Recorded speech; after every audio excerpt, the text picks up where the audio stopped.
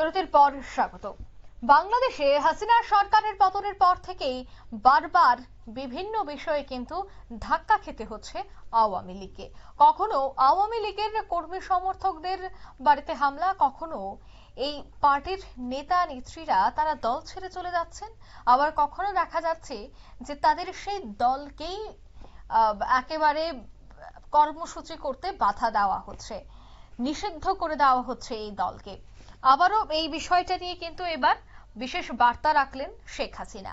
আওয়ামী লীগের যে রেজিস্ট্রেশন বাতিল করা হয়েছে সেই বিষয়টা নিয়েই এবার অন্তর্বর্তী সরকার আওয়ামী লীগের রাজনৈতিক কর্মসূচি বলেই এবার জানালেন হাসিনা। রাতে ভার্চুয়ালি সভা করে মোহাম্মদ ইউনূসকে পাল্টা চ্যালেঞ্জ করেছেন তিনি। কি বলছেন শোনাচ্ছি। এখন দেখলাম আওয়ামী লীগ ব্যান করতে হবে, তার জন্য আন্দোলন। কারা আন্দোলন করে? এরা কারা? কেউ কেউ বলছে এটা বিপ্লব। এটা কি বিপ্লব হচ্ছে? এটা তো বিপ্লব না, এটা সম্পূর্ণ সন্ত্রাসী কর্মকাণ্ড, এটা জঙ্গির কর্মকাণ্ড।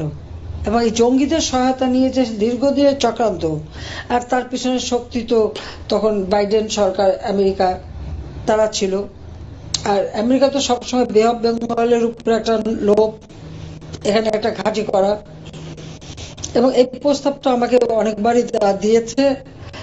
আমি দেশের ওই কোনো জায়গা একেবারে ভাড়া দিয়ে আমার ক্ষমতা থাকতে হবে, এই নীতিতে আমি কখনো বিশ্বাস করিনি। কারণ স্বাধীন সার্বভৌম দেশ সকলের সাথে বন্ধুত্বপূর্ণ সম্পর্ক নেব, অন্য দেশকে ক্ষতিগ্রস্ত করার জন্য কাউকে জায়গা দিতে হবে, বা আমার দেশের মাটি ব্যবহার করে আর কেউ অন্য জায়গায় ইনসার্জেন্সি অ্যাক্টিভিটিস করবে, এটা কিন্তু আমি সম্পূর্ণ বন্ধ করে দিয়েছিলাম। কিন্তু আজকে দুর্ভাগ্য হলো আমরা কি দেখছি, এখন মানবিক করিডোরের নামে আমাদের দেশটার জন্য লিজ দিয়ে দেওয়া হচ্ছে। যে বঙ্গোপসাগরে আমার বিশাল সমুদ্র সীমা, মিয়ানমার এবং ভারতের কাছ থেকে আমি বলতে গেলে অর্জন করে নিয়েছি, আন্তর্জাতিক আদালতে মামলা করে জয়ী হয়ে নিয়েছি। আজকে সেই সমুদ্র সীমাও কিন্তু আমাদের আর আয়ত্তে থাকবে না, সেটাও চলে যাবে। কারণ আমেরিকার যে পরিকল্পনা, এটা তো সকলেই জানা উচিত, এতদিন সবাই জানে।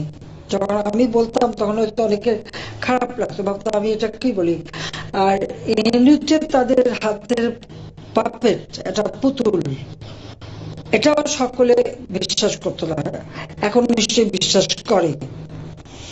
কারণ আমাকে ক্ষমতা থেকে হটানো, বা ক্ষমতা থেকে হটানো মানে কি, আসলে উদ্দেশ্যটা ছিল 15 আগস্ট আমার বাবা মা ভাই বোন সবাইকে হত্যা করেছে, আমি আর রেহানা বেঁচে গিয়েছিলাম। কাজে আমাদের দুই বোনকে হত্যা করতে পারলে বাস, এই চ্যাপ্টার শেষ। এটাই ছিল তাদের মনোবাঞ্ছা। কিন্তু কথাই তো বলে রাখে আল্লাহ মারে কে, কারণ এটাও বিশ্বাস যে মারে আল্লাহ রাখে কে। আমার বেলায় বারবার রাখে আল্লাহ মারে কে হয়ে গেছে, জনগণের দোয়া, আর বারবারই আল্লাহ আমাকে বাঁচিয়েছে। কেন বাঁচিয়েছে যাই না, তবে হ্যাঁ নিশ্চয় আমাকে কোনো একটা কাজ দেবে, সেই জন্যই আমি বেঁচে আছি। তবে আজকে যে অত্যাচার নির্যাতন চলছে আর যে অবস্থা চলছে, এখন দেখলাম আওয়ামী লীগ ব্যান করতে হবে, তার জন্য আন্দোলন। কারা আন্দোলন করে? এরা কারা? এবং এভাবে একটা মানুষের দৃষ্টিটা সরিয়ে দিয়ে অপরদিকে কিন্তু ওই করিডোরের বিরুদ্ধে সবাই কিন্তু ইতিমধ্যে কিন্তু সেই আরাকান আর্মি বা এদেরকে সহযোগিতা করা বা তাদেরকে মদত দেওয়া সব রকম প্রচেষ্টা কিন্তু অব্যাহত রয়ে গেছে। আমি ঠিক জানি না এটা করে আমাদের বাংলাদেশের লাভটা কি, দেশের মানুষের ভাগ্যটা কোথায় নিয়ে যাচ্ছে।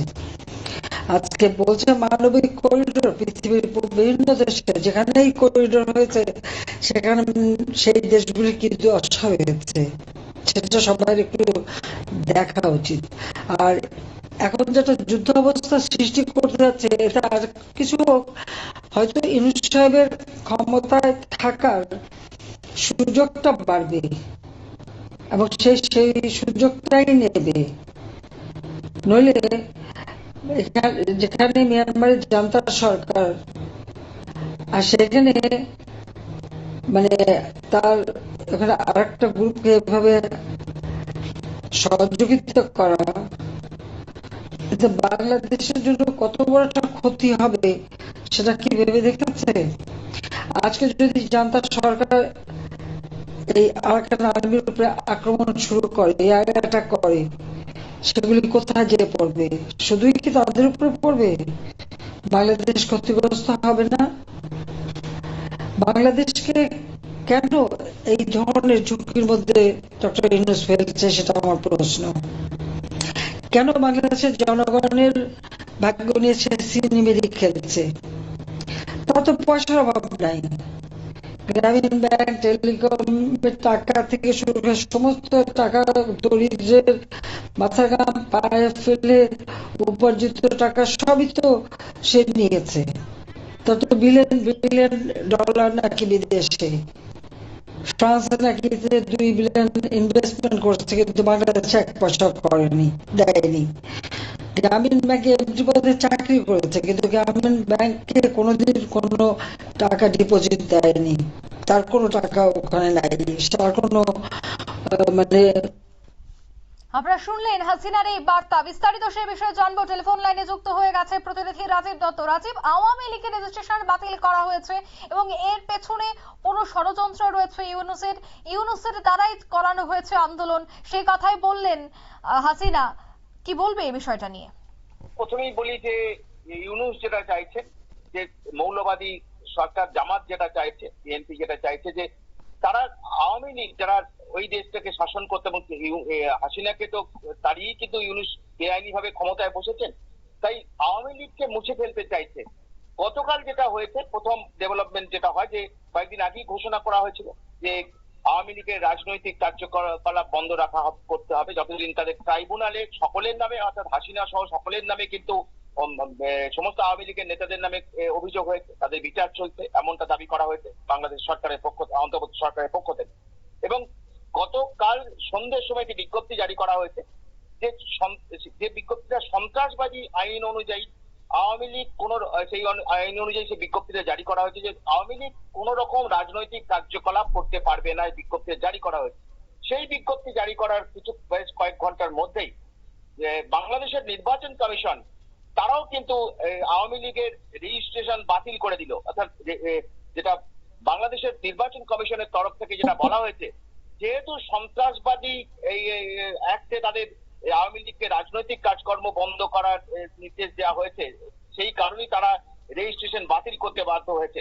অর্থাৎ বুঝতেই পারছো যে এই সরকার, যেটা অন্তর্বর্তী সরকার, তারা আওয়ামী লীগকে মুছে ফেলতে চাইছে। বাংলাদেশের জন্ম যারা দিয়েছে বঙ্গবন্ধুর মুজিবুর রহমান, তাকে মুছে ফেলতে চাইছে, এবং সেই জানো যে বঙ্গবন্ধুর সমস্ত কিছু, তার মূর্তি পর্যন্ত মুছে দেওয়া হয়েছে, ধানমান্ডির তার যে মিউজিয়াম সেটা মুছে সমস্ত ধূলিসাৎ করে দেওয়া হয়েছে।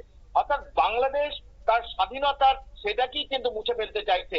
এই এমন ঠিক যেটাকে বলো যে আত্মঘাতী, যেটা পাকিস্তান করছে, একই চরিত্র বাংলাদেশের মৌলবাদীদের, যারা নিজেদের জন্ম যে দিন সেটাকেই, এবং যারা জন্ম দিল সেটাকেই, বাংলাদেশকে যারা জন্ম দিল সেটাকেই মুছে ফেলতে চাইছে। তারই একটা দেখলাম যে সেই আওয়ামী লীগকে তারা এবার মুছে রাজনৈতিক কার্যকলাপ দেওয়া সন্ত্রাসবাদী দল, এখন তো তারা বলতেই পারো যে সন্ত্রাসবাদী দল হিসেবে তারা আখ্যা দিচ্ছে, কারণ সেই অনুযায়ী কিন্তু আওয়ামী লীগকে নিষিদ্ধ করা হয়েছে এবং তাদের রেজিস্ট্রেশন বাতিল করা হয়েছে। যদিও এই খবর আসার পর গতকাল রাত্রে কিন্তু আওয়ামী শেখ হাসিনা তিনি রাত 9টার সময় একটি ভার্চুয়ালি বৈঠক করছিলেন, তারপরে রেজিস্ট্রেশন বাতিল করা হয়েছে। তার আগে কিন্তু এই বিজ্ঞপ্তিটা জারি হয়েছে যে কোনো রাজনৈতিক কর্মসূচি করতে পারবেন না, কিন্তু তারা কিন্তু এটাকে চ্যালেঞ্জ করেছেন এবং তিনি বারবার বলেছেন ইউনূস হচ্ছে, অভিযোগ করেছেন শেখ হাসিনা যে ইউনূস হচ্ছে জঙ্গিদের দ্বারা পরিচালিত সরকার, এবং তারা মৌলবাদীদের যা বলছে সেটাই তারা করছে। তারা মৌলবাদীদের, তারা ইসলামিক শাসন প্রতিষ্ঠা করার চেষ্টা করছে, গণতান্ত্রিক ব্যবস্থাকে ভেঙে ফেলেছে তারা, এবং দেশকে একটা রসাতলের দিকে নিয়ে যাচ্ছে। তিনি এই প্রতিবাদ করেছেন। এবং কারণ তুমি জানো যে এই যখন ইউনূস যখন ক্ষমতায় আসেন, অন্তর্বর্তী সরকারের হিসেবে প্রধান পৃষ্ঠপোষক উপদেষ্টা হিসেবে যখন দায়িত্ব নেন, তারপরে তিনি যে কাজটি করেছেন, যে কট্টর জঙ্গি যারা, জামাত জঙ্গি যারা, বাংলাদেশের জামাত জঙ্গি যারা, যাদেরকে দীর্ঘদিন ধরে তাদের বিরুদ্ধে বহু অভিযোগ, তাদেরকে জেল থেকে মুক্ত করে দিয়েছেন। এবং এখন তারা কিন্তু দেখা যায় যে বাংলাদেশের ঢাকাতে আইসিস জঙ্গিরা তারা মিছিল করছে। অর্থাৎ এটাই কিন্তু বাংলাদেশ হয়ে গিয়েছে, এবং সেটা হাসিনা চ্যালেঞ্জ করেছেন যে আগামী দিনে তিনি জনগণকে বোঝাবেন এবং ইউনূসকে তিনি দেশ ছাড়া করবেন, এই চ্যালেঞ্জটা তিনি নিয়েছেন। অঙ্কিতা, একদমই ধন্যবাদ। অর্থাৎ এক প্রকার চ্যালেঞ্জ জানিয়েছেন শেখ হাসিনা, কারণ রেজিস্ট্রেশন বাতিল করে দেওয়া হয়েছে, নতুন আইন আনা হয়েছে, রেজিস্ট্রেশন বাতিল করা হয়েছে। এরপরই কিন্তু শেখ হাসিনার এই বার্তা এবং তিনি সরাসরি বিষয়টা নিয়ে চ্যালেঞ্জ করেছেন মোহাম্মদ ইউনূসকে। এই মুহূর্তের সংবাদ এ পর্যন্ত। আমাদের পরবর্তী নিউজ এবং আপডেট দেখার জন্য অবশ্যই চোখ রাখবেন শুধুমাত্র নিউজ ভ্যানগার্ডের পর্দায়। ধন্যবাদ।